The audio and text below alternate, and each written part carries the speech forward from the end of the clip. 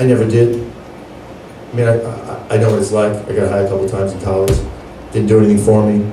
Sure, I got drunk in college. Sometimes I didn't know what I was doing. Got that over with. And it's really interesting because now, there's so many musicians that I know. And I'll say, how you doing? Great, man. I've been clean for 15 years and I feel great. Good for you.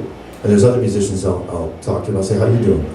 Haven't had a drink in 20 years, man. Saved my life. Oh, great. Good for you. And all these guys went through periods where I said, well, what happened? Oh, man, you know what happened. I was getting high every day. I lost my gig. My marriage broke up. Lost my apartment. But I got it together. And I'm thinking, you never hear anybody that says, how's it going? Man, I'm getting high and drinking every day and my life is just getting better and better. Doesn't happen, folks. Does not happen. And the whole time in the early 80s, there were guys shooting heroin in my loft. I lived in the city of New York. And guys shooting, they were shooting coke, they were shooting heroin. I didn't do any of it. They're saying like, God, Bill, how do you do this? You stay in here and you don't do any of these drugs, you don't do any of this shit, you know? And I'm like, you know what I related to? It's like if I was standing in a room and there's a table next to me with a hammer and somebody come up and go, how do you not resist picking up the hammer and hitting yourself in the head? I'm thinking, let's see, I'm not a moron. Or somebody saying like, when you're making that smoothie, how do you not get your urge just to put your hand in it? I mean, how do you do that? I'm like, do I really have to answer this question? That's idiotic, you know? And there have been guys that I played with in the last 25 years with my band where they start getting high and they start screwing up the music, they miss cues and everything, and I don't say anything to them about it, but I'm looking around for other players.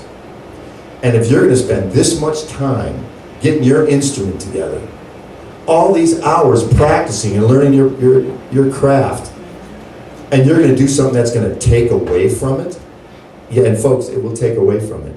And I've been there, seen guys doing it. And you know what? There's a lot of musicians that want you to do that because they want your gig.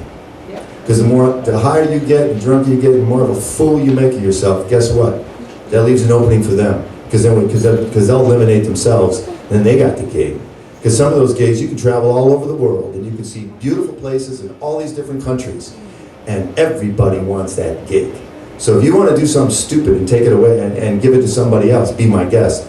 But all those hours that you're going to practice by yourself to get this thing together, and you're going to give it away to somebody else by being an idiot, by all means do it because people want you to. Yeah. But don't do, but you're smarter than that. So I mean, it's up to you. And you'll see people getting high, you'll see people doing that. But believe me, people that have bands and bands that are really working and doing a lot, you might see the leader in there and he might get high every now and then. He's still watching everybody, but in his mind, he doesn't want a band that's going to get high. He doesn't want musicians that are going to get high.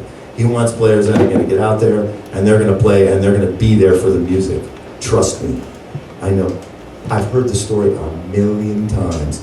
Don't be an idiot, because that's all I can say. If you're going to do that, you're being an idiot. It's really true. Hey, can I say something? I'm going to talk in at the end of the tirade there, but I just want to say, It's important.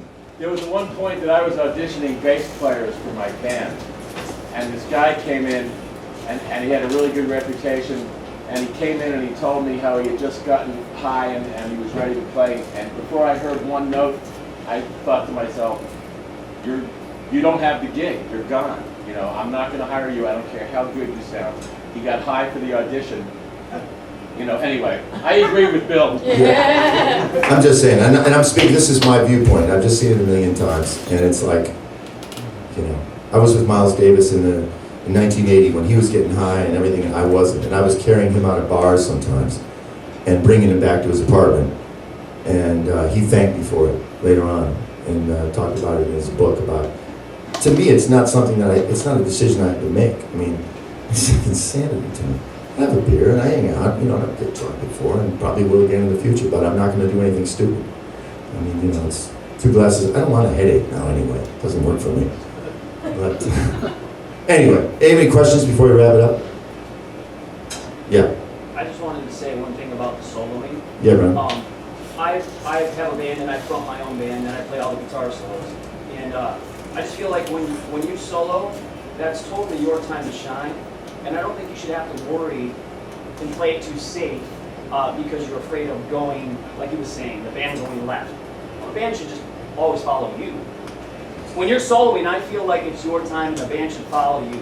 Yeah, I think, In a I agree with perfect that. I world, think- that would yeah. happen all the time. yeah, I think what Nick is saying, in a perfect world, that would be great. He's thinking like sometimes the band should be following you and then they don't. Right. So you're thinking like, all right, I can either continue to do what I know is right and feels right, and if they're gonna go there, then you gotta kind of, it's a call at the moment. Yeah. But what you're saying is right.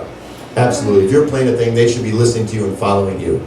And there's nothing worse than being a soloist and playing and building up something and no one's listening to you. And that'll happen. It'll happen a lot, but I think it's you a know. respect, it's just a respect thing. You know, Yeah, exactly. for the band. It's your time to say something, they should support that. So lecture hour is now coming to a close.